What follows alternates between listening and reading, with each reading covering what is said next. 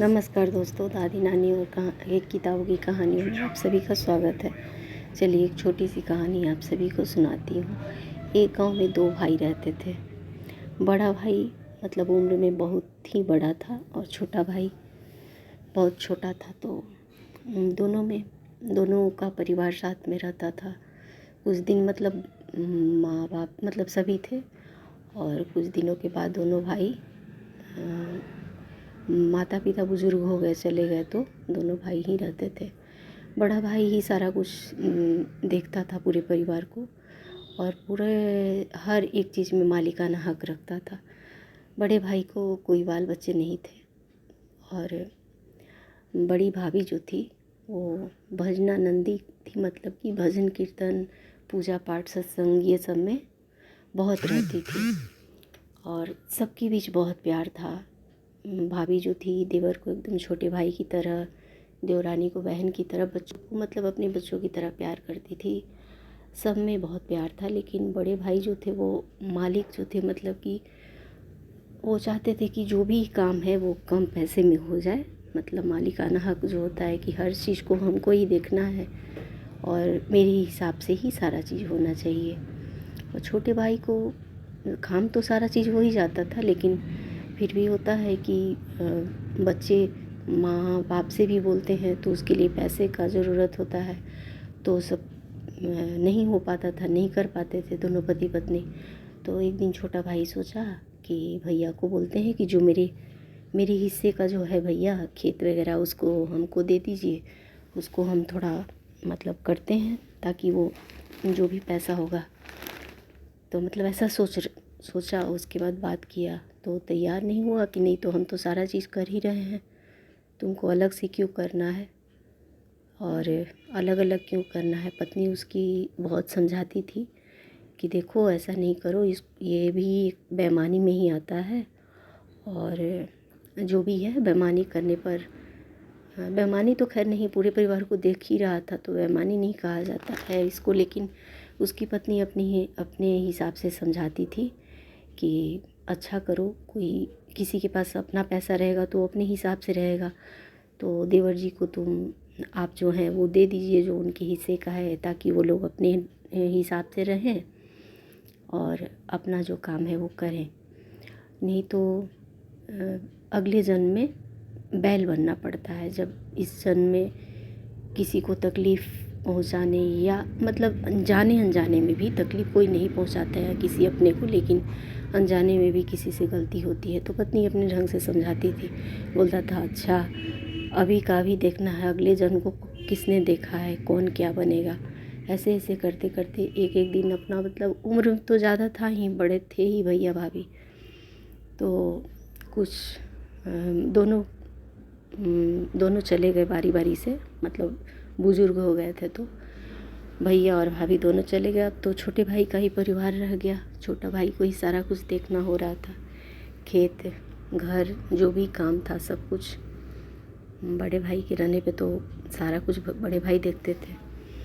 तो छोटे भाई की पत्नी बोली कि सुनो, खेत तो इतना सारा है तो हल कितना तुम चलाओगे और कितना खुद से हो सकता है, तो एक बैल ले लो।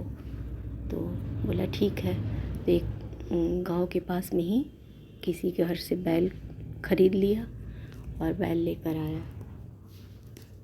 तो बैल लाया तो बैल इतना आलसी था, खाता तो बहुत था लेकिन काम बहुत कम करता था। तो उसकी पत्नी बोली कैसा बैल आप लाए, काम भी कम करता है खाता भी ज़्यादा है। अब कर क्या सकता था दोनों, एक डराने के लिए जो रखा जाता है वो डंडा रखे हुए था, लेकिन दोनों पति पत्नी बहुत ही दयालु था, इसलिए मारता नहीं था, बस उसको डराता था। तो खेत में ले गया, थोड़ा सा हल चला करके बैल जो है खेत में बैठे हुए था।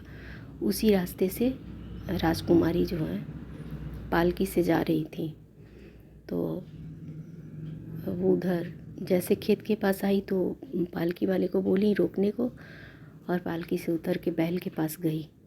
बैल के कान में बोली कि सुनो, मैं कहती थी ना कि तुम ठीक से अपना जो भी काम है करो, छोटे भाई को जो ज़रूरत है दे दिया करो। मैं बोलती थी ना कि तुम बैल बनोगे, देखो तुम बैल बन गए और मैं रानी बनी हूँ, राजकुमारी बनी। तो तुरंत ऐसे अभी कम से कम इस जन्म में भी तुम अपना काम अच्छे से करो।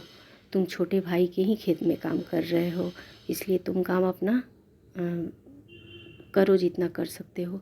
इतना सुनते ही बैल खड़ा हो गया, मतलब कि जैसे वो राजकुमारी बोली, रानी बोली कान में, वैसे ही खड़े हो गया सुनते के साथ। और कुछ दूरी पे ही खड़ा था वो बैल मतलब जो ले गया था छोटा भाई।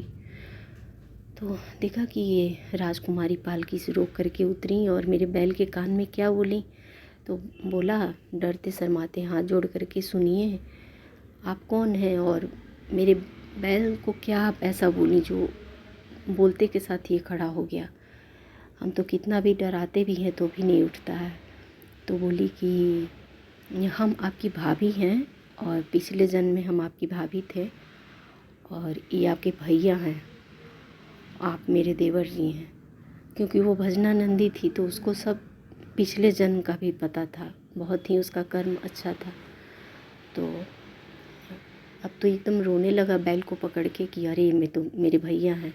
फिर जब जाने लगी तो बोली कि अच्छा देखिए इनका ख्याल रखिएगा। तो वो तो ऐसे भी ख्याल रखता था, खाने को जितना चाहिए था बैल को देता था, काम करे या ना करे। अब अपनी पत्नी को आकर के बताया तो पहले से ही वो सब मतलब उतना नहीं, काम जितना हो सकता था करवाता था। और अब तो जब पता हो गया कि ये मेरे भैया हैं तो अब तो और उसको काम कराने के लिए सोचना ही नहीं था कि हमको काम करवाना है। तो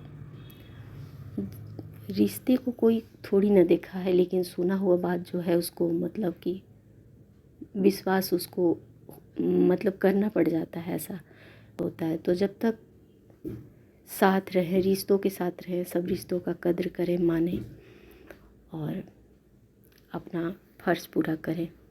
धन्यवाद। ये छोटी सी कहानी आप सभी को कैसी लगी? कहानी पसंद आई हो तो वीडियो को लाइक कीजिए, चैनल को सब्सक्राइब कीजिए। कहानी पसंद आई हो तो अपनों के बीच शेयर कीजिए। Thank you.